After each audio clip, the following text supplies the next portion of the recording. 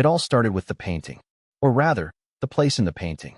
For our 10th anniversary, Simon gave me a gift wrapped in brown paper and tied with twine, not his usual style.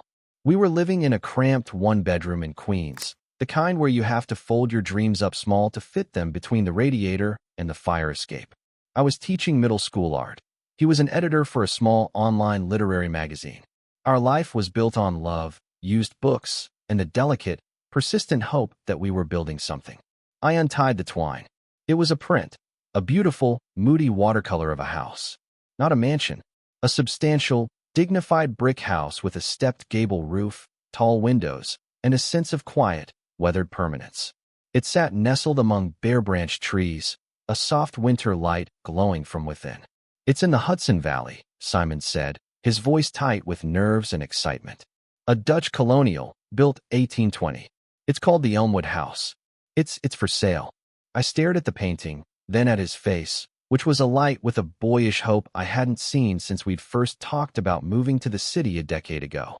"Simon, we can't afford a postcard of this place. Just hear me out," he said, pulling a folded printout from his back pocket. It was a listing. The price was a number so abstract it felt like science fiction. My heart sank. I know. But look, it's been on the market for over a year. It needs everything. Roof, plumbing, wiring, heat. It's a gut job.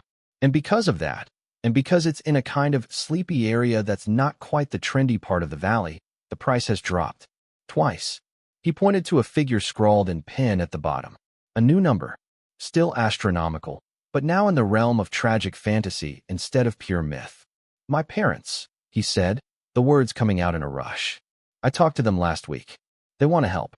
That's when I should have felt the first chill. Simon's parents, Richard and Diane, were not help people. They were observation people. They lived in a meticulously restored Victorian in Westchester, a monument to good taste and quiet judgment. Richard was a retired corporate lawyer, Diane a former board member of several important-sounding charities. They loved Simon, in their way, but their love often felt like a series of carefully calibrated investments, and I had never quite met the rate of return. I was the art teacher from Ohio, the girl with paint under her nails and impractical dreams. I'd seen the faint, polite freeze in Diane's smile when I'd mentioned once, over a painfully quiet dinner, that I found beauty in graffiti art. "Help how?" I asked, cautious. "They provide the down payment. As a loan. A family loan. No bank, no crazy interest. We'd pay them back monthly, just like we would a bank, but softer. And we'd live in the house, do a lot of the work ourselves.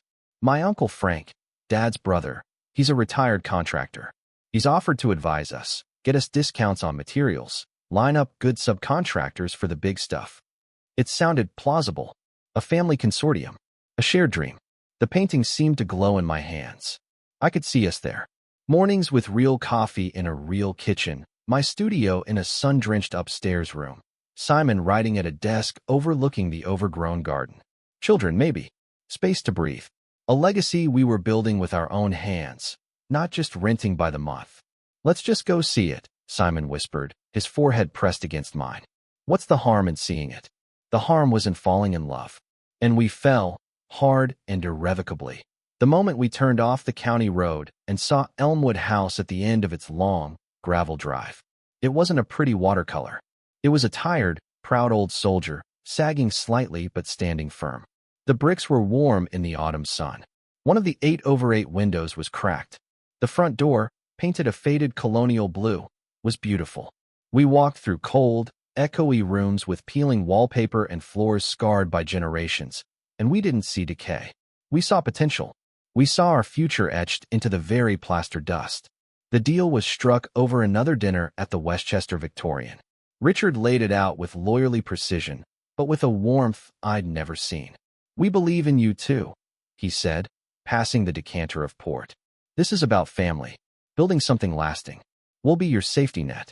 Diane nodded, her hand over Simon's. "It's so wonderful to see you passionate about something real, darling. A home. A proper foundation." The contract was not with a bank. It was a private family loan agreement. Richard drew it up. We, naive and drowning in the romance of it all, trusted him. We should have hired our own lawyer. But he was family. He was doing us a favor. The terms seemed straightforward: a below-market interest rate, a 30-year amortization, but with a balloon clause. The entire remaining balance would be due in 10 years. Standard for a private loan like this, Richard had said, waving a hand. Gives you a decade to build equity, maybe refinance with a traditional bank if rates are better. It's a formality. We signed. We moved in 2 weeks before Christmas, our meager belongings lost in the vast, chilly space. We bought space heaters and wore layers. We spent that first winter painting walls, tearing out rotting linoleum, dreaming in front of fireplace we couldn't yet use.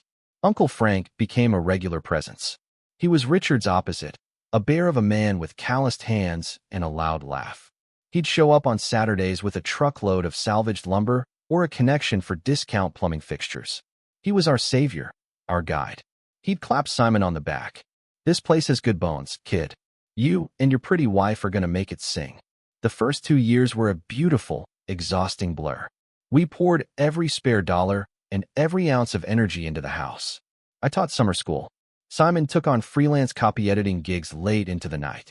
We were always tired, often stressed, but deeply, profoundly happy. The house was transforming, and so were we. We learned to patch drywall, hang doors, sand floors until our arms ached. We planted a vegetable garden. We got a dog, a scruffy rescue mutt we named Mortar. Our monthly payments to Richard and Diane were automatic and always on time. We'd go to Westchester for monthly dinners, where we'd present progress photos like school children. Diane would offer decorating advice, always tasteful, always expensive. Richard would ask about our long-term financial planning. It felt supportive, if a bit heavy-handed. The first crack appeared in year 3. We needed to replace the roof, a $25,000 job we'd been saving for. Our fund was at $18,000. We were so close. Then, the ancient boiler gave up its ghost in the dead of February. Emergency replacement, $8,000. We were wiped out, facing a leaking roof with the spring rains coming. We went to Richard and Diane, humbled, to ask if we could suspend our loan payment for 2 months to regroup for the roof. Richard's face became still. Suspending payments is a serious precedent, Simon. It undermines the entire agreement. It's just 2 months, Dad. We're good for it. The boiler was an act of God. The agreement doesn't have an act of God clause, Richard said softly. But, because you're family, we can work something out. He proposed a payment plan for the missed months, with a slight interest bump. It felt stingy, but we agreed. We were in a bind.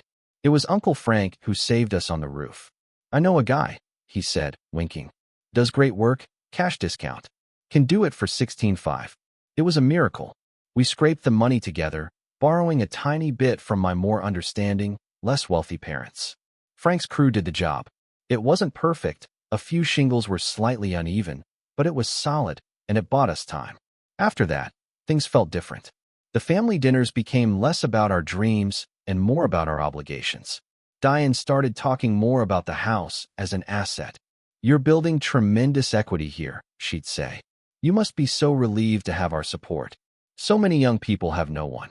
Then, Uncle Frank's visits began to change. He'd come by on weekdays when Simon was at work. He'd bring me a coffee, chat about the house. His advice started to carry a subtle pressure. You know, you really should think about adding a master suite addition off the back. This old layout is choppy. I could get you a sweet deal. Or, these original windows are killing your heating bill. Vinyl replacements are the way to go. I've got a supplier. We demur. We loved the original windows. We couldn't afford an addition. Frank's affable demeanor would harden, just for a second. Just trying to help you increase the value. For the family. The phrase "for the family" started to echo. It was the reason given for every piece of unsolicited advice, every critical comment about our choice of cheaper fixture, every sigh from Diane about our quaint, thrifted furniture. In year 5, Simon got a promotion. A real one, with a significant salary bump. We were over the moon. That night, we opened a cheap bottle of champagne and danced in our unfinished kitchen. For the first time, we could see a clear path. We could build our savings, maybe even pay extra on the loan, chip away at that 10-year balloon. We made the mistake of sharing the news at the next family dinner. Richard's eyes sharpened behind his glasses. That's excellent news, son. Excellent. He sipped his wine. That will certainly help with your obligations. And it positions you well for the refinance. Refinance. I asked, my fork pausing midair. For the balloon payment, Diane said sweetly, as if reminding a child of a basic fact. In 5 years, you'll need to qualify for a traditional mortgage to pay off our loan.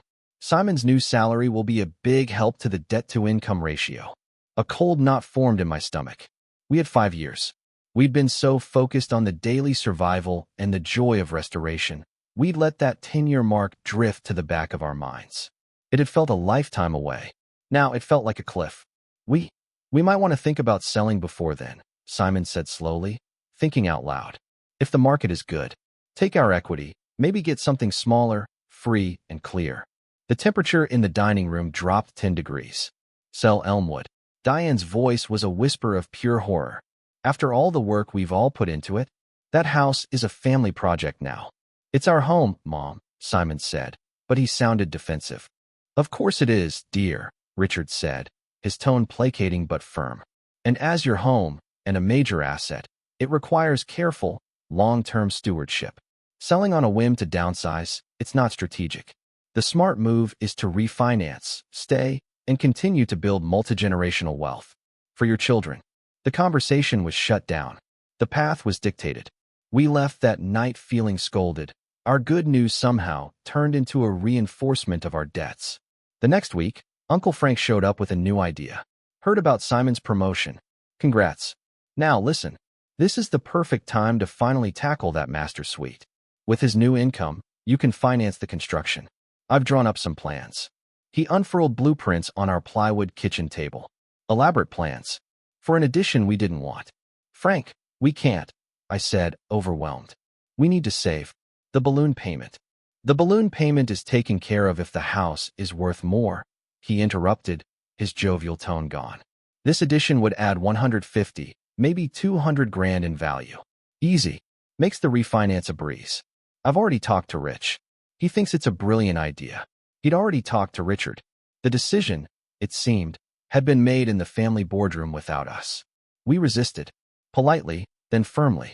Frank's visits became less frequent, and when he did come, he was curt, critical of our DIY work. That's not how I would have done it, he'd grunt, looking at our painstakingly restored trim. The discount material sources dried up. 2 years later, year 7, the real campaign began. It started with a casual comment from Diane. You know, the gardens have so much potential, but they need a professional touch. My friend Cecily is a landscape architect. She could draw up a plan.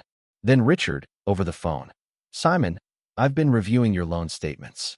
With your salary, you should be able to afford a higher monthly payment. Let's adjust to accelerate the paydown before refinance. We refused the landscaper. We refused the payment hike. The atmosphere turned frosty. We were no longer the grateful children. We were the recalcitrant ones. Then, the inspection. A letter arrived from a firm we'd never heard of, requesting access to the property for a routine valuation inspection, as required by the terms of the private loan. Richard had ordered it. The inspector, a pinched-faced man, spent 3 hours poking every inch of the house. A week later, a report arrived, copy to us, copy to Richard. It was a hatchet job. It listed every minor, half-finished project, every instance of non-professional grade work, our DIY, the substandard roofing job, Frank's guy, the outdated and inefficient systems. It estimated repair costs at over $100,000. It concluded the market value was significantly lower than the surrounding area's average, citing deferred maintenance and questionable renovations. I felt sick. Simon was white with rage. We called Richard. It's just due diligence, he said calmly. For the refinance in a few years, the bank will require an appraisal. This gives us a roadmap of what needs to be addressed to get the best value. Now you know what to focus on. This report makes it sound like the house is falling down, Simon shouted. And it trashes the roof your brother arranged. Frank's connection may not have been as reliable as we'd hoped, Richard said, a note of disappointment in his voice. That's why you need to work with vetted professionals. This is why you need to listen to the family. It was a trap. Every improvement we'd made was deemed amateur. Every problem was magnified. The value of our sweat and love was being systematically written down on paper. The final act began 6 months before the balloon payment was due. We'd been scrambling, talking to real banks. The appraisal from Richard's inspector hung over us like a curse. Banks were hesitant. The only mortgage we could qualify for, given the appraised value, would leave us with a payment nearly double our current one. We couldn't afford it. We sat at our kitchen table, the one we'd salvaged and sanded ourselves, in a state of despair. That's when Richard and Diane arrived, unannounced. They didn't sit. Richard placed a new document on the table. "We have a solution," he said, his voice devoid of all its former paternal warmth. It was a cold, business voice. "The balloon payment is due in 180 days. You cannot secure traditional financing. The house, in its current state, is not an asset, it's a liability. However, the family is prepared to extend the loan." Hope, thin and desperate, flickered in Simon's eyes. "Extend it? How?" "Under new terms," Diane said, not meeting my gaze. "We would become co-owners. A shared equity agreement. We forgive the remaining loan balance in exchange for a 50% ownership stake. We'll fund the necessary repairs through Frank's proper contacts. You can continue to live here, of course, as tenants, paying a fair market rent, which will be applied to the family's portion of the taxes and upkeep." The room swam. I heard Simon make a sound like he'd been punched. You want to take our house," I whispered. "You want us to be your tenants. After everything. We are saving you from foreclosure and financial ruin." Richard corrected, his voice sharp. "This is the only way to keep Elmwood in the family. Your way has failed. The DIY fantasy is over. This is about preserving the asset." I looked at the painting of the Dutch house, now hanging over our fireplace. It mocked me. It had never been our dream. It had been the bait. "And if we say no?" Simon asked, his voice trembling. "Then we call the loan due in full in 180 days. You default. We foreclose. You lose everything you've put into it, and your credit is destroyed. You'll still have to move out." Richard's gaze was pitiless. "This is the generous offer, Simon. The family offer." They left the document. We sat in the silence of the house we'd built with our hands and hearts, watching it become a prison built by their paperwork. For 2 days, we moved through a fog of shock and grief. We cried. We raged. We felt stupid, naive, eviscerated. On the third morning, I didn't get out of bed. I stared at the ceiling, at the crack we'd repaired in the plaster, and I felt something break open inside me. Not sadness. Fury. A pure, clean, burning fury. I got up. I went to the filing cabinet and pulled out every document. The loan agreement, the payment records, the damning inspection report, the emails with Frank, the notes from dinners. I spread them out on the floor like a detective's murder board. "What are you doing?" Simon asked, hollow-eyed. "Looking for the knife they dropped," I said. "I found it in the inspection report. The name of the roofing company Frank had used. I looked it up. It was a one-man operation, licensed, but small. I called him. I pretended to be considering a roof for a shed, asked about his work on Elmwood House. "Oh yeah," the guy said, his voice friendly. "Nice old place. Did that job for Frank years ago. Solid work. Got all the permits signed off and everything." Permits. I spent the day at the county clerk's office. I pulled every permit filed for Elmwood House since we bought it. There was one for the roof. Issued, inspected, finalized. It was fine. The inspector's report had lied. I kept digging.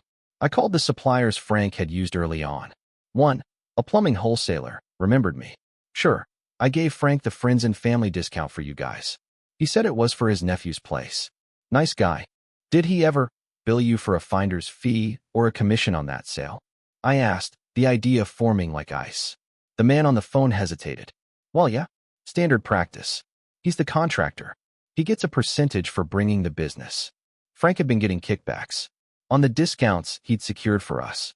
The family help had a price tag, and we'd been paying it without knowing. The final piece came from my own parents.